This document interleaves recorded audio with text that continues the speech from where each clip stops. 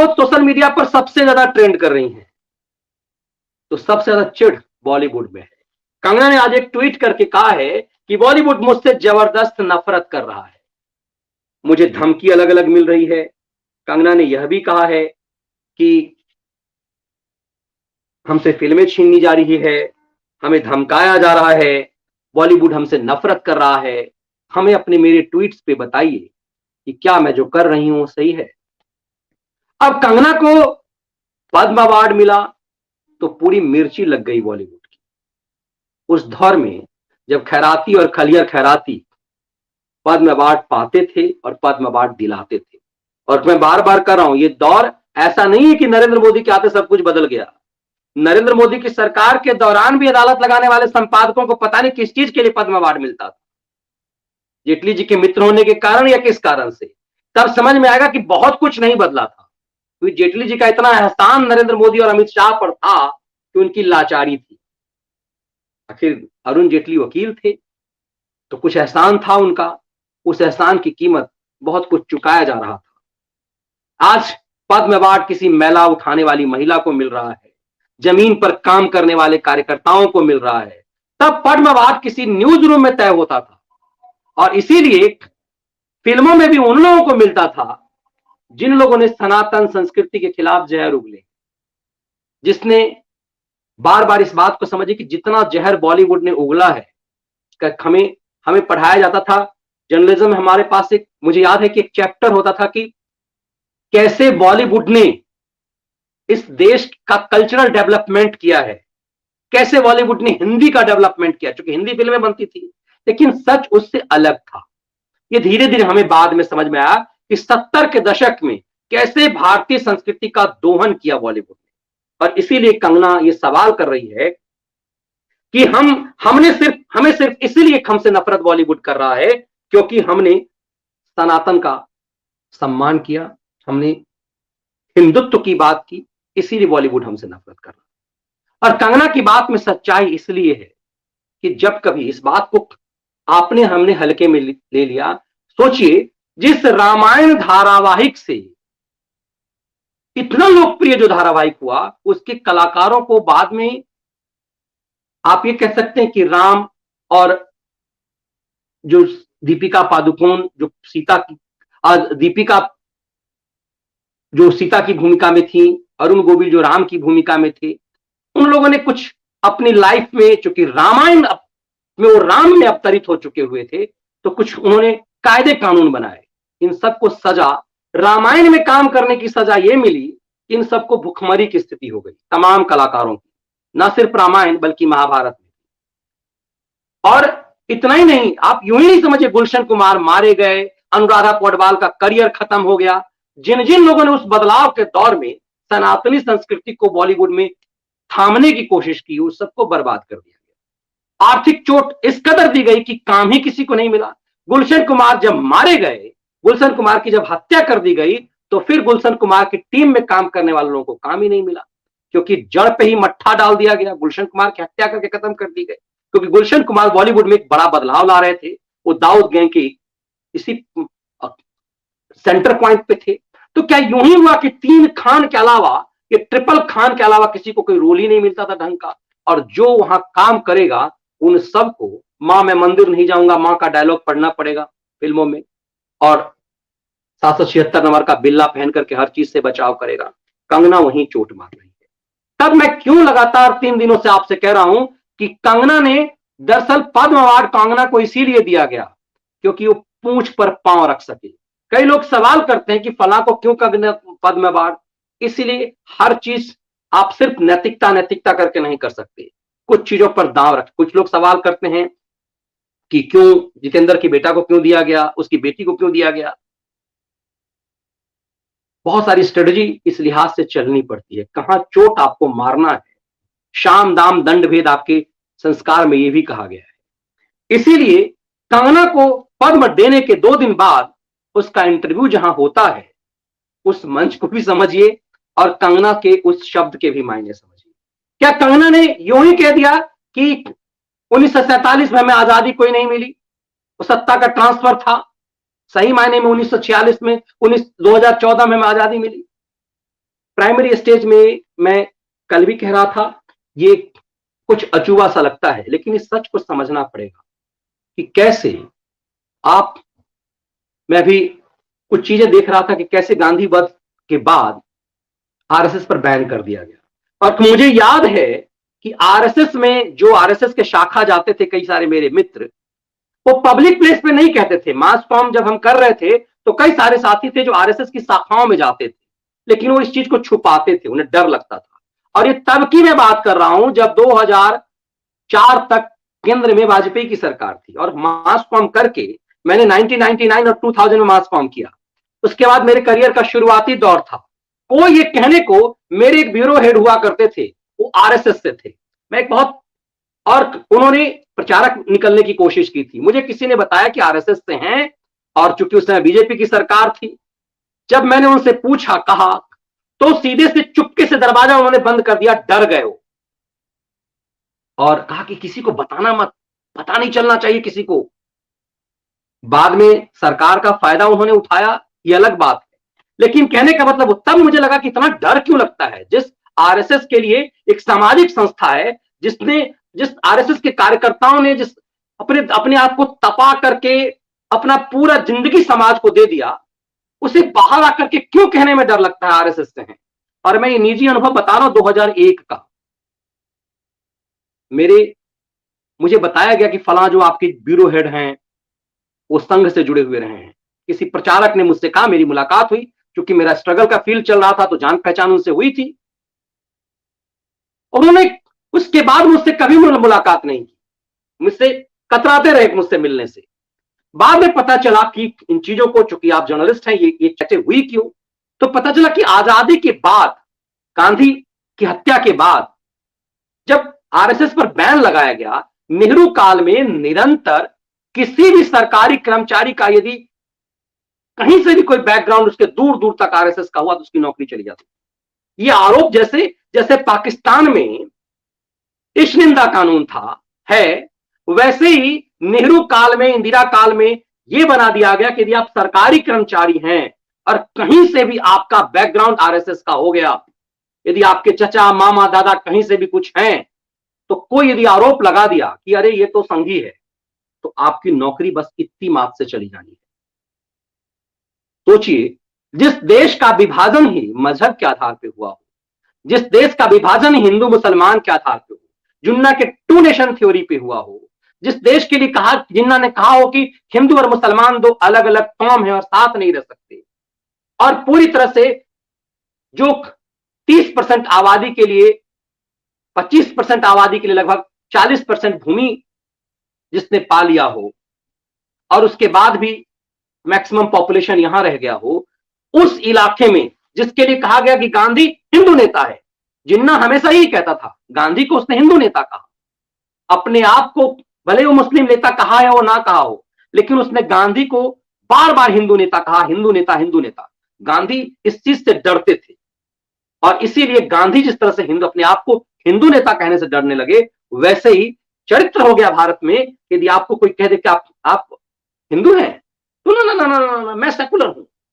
आप जो ही ये मैंने महसूस किया, और आप सबने महसूस किया होगा। एक तो कई सभाओं में होता कि आपसे कहा, अच्छा आप मनीष ठाकुर, मतलब आप हिंदू हैं? ना, मैं सेकुलर हूं। ये चरित्र हो गया। क्यों कंगना रनावत कह रही कि 2014 के बाद असली आजादी? आप अपनी पहचान से डरते थे। आप पब्लिक प्लेस, जिस देश का विभाजन ही धर्म के आधार पर हुआ, और हमें सिखाया गया हो कि दे दी हमें आजादी बिना खड़ग बिना ढाल। और सच क्या है? दुनिया में जितनी हत्या भारत विभाजन में हुई, दुनिया में जितनी हत्या भारत की आजादी के दौरान, भारत के विभाजन के कारण हुई, आजादी के संघर्ष के कारण नहीं, विभाजन के कारण हुई, दुनिया में ऐसी इतनी हत्याएं, इतना नरसंहार कहीं नहीं हुआ। एक मुश्त जिन्ना के डायरेक्ट एक्शन प्लान में हिंदू मारे गए। उसके बाद भी इस देश में यह कहा गया कि बिना खड़ग बिना ढाल दे दी हमें आजादी। अब फूलों के सेज छोड़ के दौड़े जवाहरलाल, दे दी हमें आजादी बिना खड़ग बिना ढाल।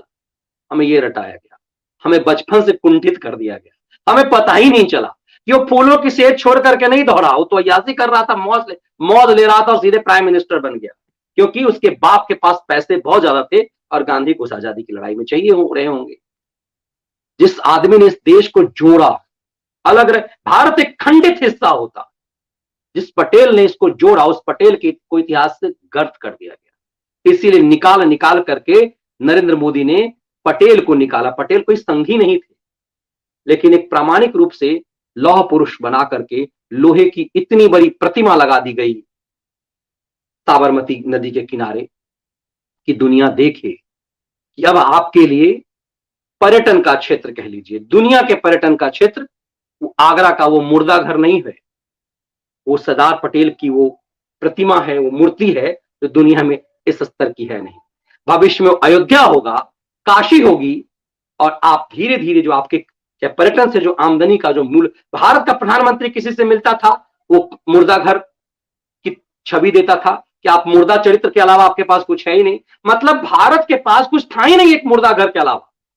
अजंता एलोरा जैसी प्रामाणिक चीजें आपके पास थी, हमारे पास थी, लेकिन हमारे मन मस्तिष्क में डाल दिया गया गुलामी। हम इस कदर गुलाम रहे कि हमें लगा कि मुर्दा घर के अलावा हमारे पास कुछ है नहीं। शादी होते हुए पैर पहुंचता है आगरा ताजमहल के पास, उस मुर्दा घर के पास। तो ये मानसिकता, यदि मानसिक रूप से हम गुलामी तो थे। यही बात तो कंगना कह रही है कि हम 1947 में आजाद नहीं हुए, वो तो सिर्फ सत्ता का ट्रांसफर था।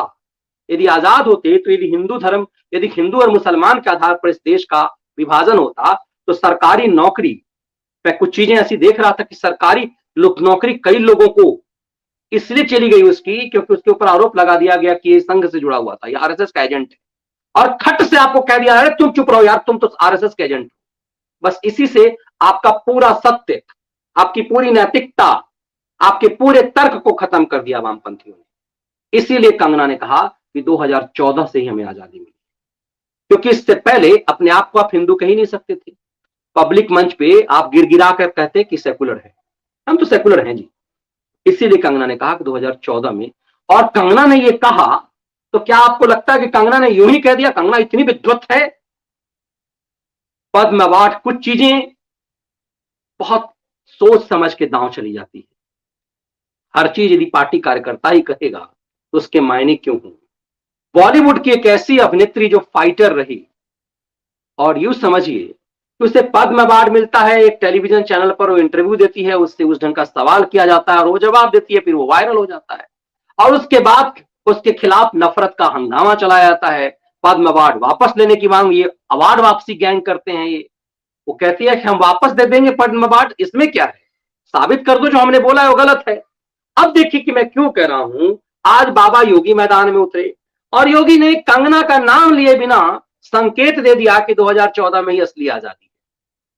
योगी आदित्यनाथ ने कहा कि 1947 में भारत के पास मोदी जैसा पीएम होता। जरा पॉइंट जोड़ कीजिए कि 1947 में, आज योगी ने कहा, सीएम योगी ने वैश्य सम्मेलन के अवसर पर उत्तर प्रदेश की राजधानी लखनऊ में उन्होंने कहा कि 1947 में यदि भारत के पास मोदी जैसा प्राइम मिनिस्टर होता तो सामरिक आर्थिक ताकत, आज दुनिया में सामरिक आर्थिक ताकत में हम इस कदर समृद्ध होते। क्यों? क्योंकि कोरोना काल में फ्री में इलाज, खाद्यान्न से लेकर के वैक्सीन मुक्त हर नागरिक को मिला। इससे पहले क्या था? इससे पहले कोई सुविधा, भारत का प्रधानमंत्री की कुर्सी पर बैठा इन सोनिया गांधी का मनमोहनी सरकार का प्राइम मिनिस्टर कहता है कि इस देश के खाद्यान्न पे पहला अधिकार अल्पसंख्यकों का है। सोचिए, और इस देश में अल्पसंख्यक का मतलब क्या है? सिर्फ मुसलमान, वो जो दुनिया में इंडोनेशिया के बाद सबसे ज्यादा है, कुछ दिनों बाद इंडोनेशिया को भी पछाड़ने वाला है, वो अल्पसंख्यक है। जो हर चीज छीन करके ले लेता है वो अल्पसंख्यक है। और देश का प्राइम मिनिस्टर के कुर्सी पर बैठ करके एक व्यक्ति कहता है कि इस देश में तमाम खाद्यान्न पर जो प्राकृतिक संसाधनों पर पहला अधिकार मुसलमानों का है। इस देश का गृह मंत्री कहता है, नंबर 2 प्राइम मिनिस्टर के बाद तो गृह मंत्री होता है, नंबर 2 गृह मंत्री अपने मंत्रिमंडल के माध्यम से सुप्रीम कोर्ट में हलफनामा दाखिल करके कहता है राम, रामायण ये सब काल्पनिक है। तो सोचिए कि आपको आपकी आजादी कहां थी? जिस देश का विभाजन ही मजहब के आधार पर हुआ, उस देश में आपके राम पर चोट मारा जा रहा था। आप कल्पना नहीं कर सकते थे कि अयोध्या में राम जन्मभूमि होगी। मैं सोचता हूं, मैं अयोध्या जीवन में कभी गया नहीं था, जब ये भी हाल में गया तो मैं भौचक हुई देख करके कि ये विवाद था कैसे, क्यों था विवाद। जिस अयोध्या में चारों तरफ उस आसपास में जो जहां पे जन्मभूमि है उसके चारों तरफ हजारों साल से चीख चीख के प्रमाण बोल रहे हैं कि भगवान राम की जन्मभूमि है। एक एक चीज है उस जगह पर। एक ऊपर से टोपी पहना दी गई, बड़ा बढ़िया पुष्पेंद्र जी बोलते हैं कि टोपी ऊपर से पहना दी गई किसी पुराने मस्जिद को, नीचे से कुछ भी नहीं बदला, नीचे सब मंदिर का स्वरूप है, ऊपर से टोपी बदल दिया और वो बाबरी मस्जिद हो गया। वो शिव की नगरी में ऐसे ही कर दिया, ज्ञान व्यापी मस्जिद हो गया हो। इसीलिए कंगना ने ये कहा। तो कंगना ने कहा नहीं, कंगना से किससे कहवाया? और क्यों कंगना जब ये बात कहती है तो मैं कहता हूं कि कंगना ने पूंछ पर पांव रख दिया है। योगी ने कहा कि पहले आप पर्व त्योहार, बना बहुत गंभीरता समझिए, पहले आप पर्व त्योहार भय के माहौल में मनाते थे।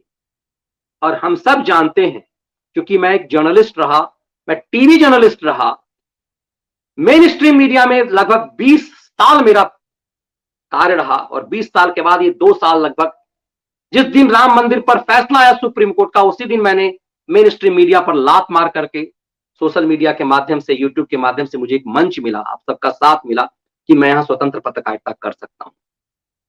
और उसी दिन से, जिस दिन राम मंदिर पर जजमेंट आया सुप्रीम कोर्ट का, उसी दिन मैंने रिजाइन किया था। हर दिन हम लोग इस बात को रहते थे कि कब कहां ब्लास्ट हो जाएगा। हाईकोर्ट की रिपोर्टिंग कर रहा था, हाईकोर्ट के अंदर था, ब्लास्ट हो गया बाहर। तो चूंकि हाईकोर्ट का रिपोर्टर था तो खबर ब्रेक किया, तो बड़ी खुशियां ब्रेक हमने कर दी खबर। पता चला कि आतंकियों ने कैसे वहां किया, सरोजिनी नगर ब्लास्ट, मतलब दिल्ली में तो लग रहा था जहां तहां ब्लास्ट ही ब्लास्ट, सीपी में ब्लास्ट, कहीं ब्लास्ट।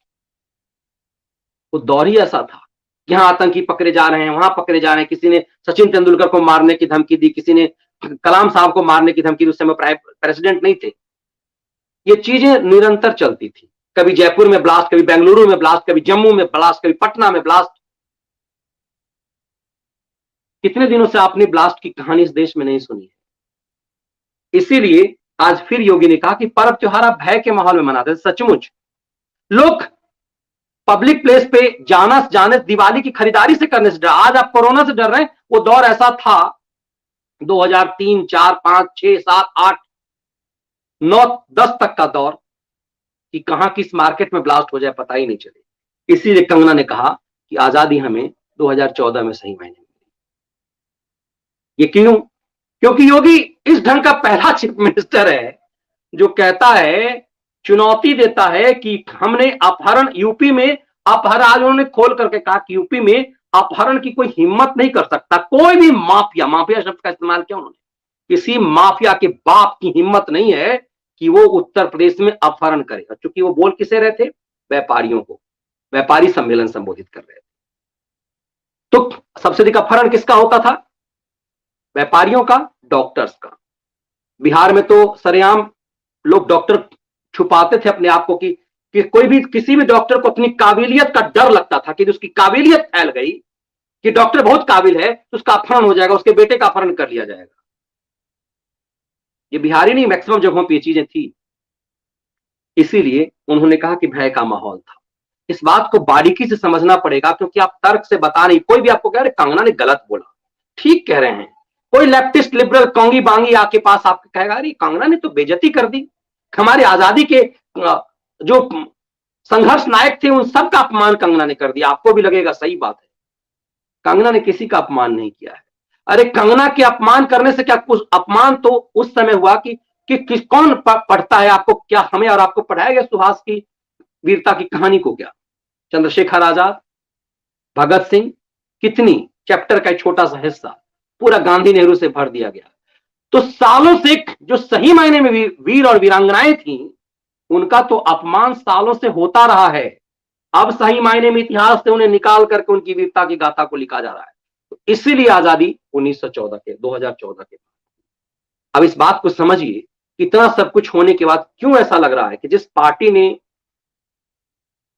इस देश का विभाजन स्वीकार कर दिया मुस्लिम लीग के साथ, उस पार्टी ने केरल में मुस्लिम लीग के साथ गठबंधन कर लिया। तमाम ऐसे ऐसे अतिवादी संगठनों से गठबंधन करके सरकार, मुस्लिम लीग केरल में, मुस्लिम लीग के साथ कांग्रेस की सरकार। इसीलिए कंगना ने जो कहा वो सही कहा। और मैं लगातार इस पर 2-3 दिनों से इसलिए कह रहा हूं कि एक बार ये नहीं कि स्टोरी हो गई, हमने इस पर खबर कर दी, इसको क्रमशः चलाना पड़ेगा, समझना पड़ेगा कि क्यों कहा।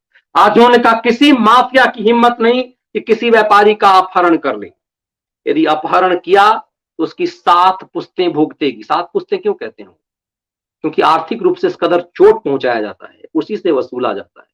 ये सुप्रीम कोर्ट का रूल है कि जो संगठन बंद करेगा, हड़ताल करेगा, उससे पब्लिक प्रॉपर्टी यदि डैमेज होगी, उसी से लिया जाएगा। लेकिन सुप्रीम कोर्ट के इस आदेश पर सब के सब 1 रुपए का ठेंगा दिखाते हैं। जैसे प्रशांत भूषण ने सुप्रीम कोर्ट को औकात बता दिया ना, 1 रुपए का की औकात है तुम्हारी। इसलिए क्योंकि सुप्रीम कोर्ट देश की गरिमामय अदालत यदि किसी प्रशांत भूषण से डरती रहेगी तो फिर लोग डराते रहेंगे।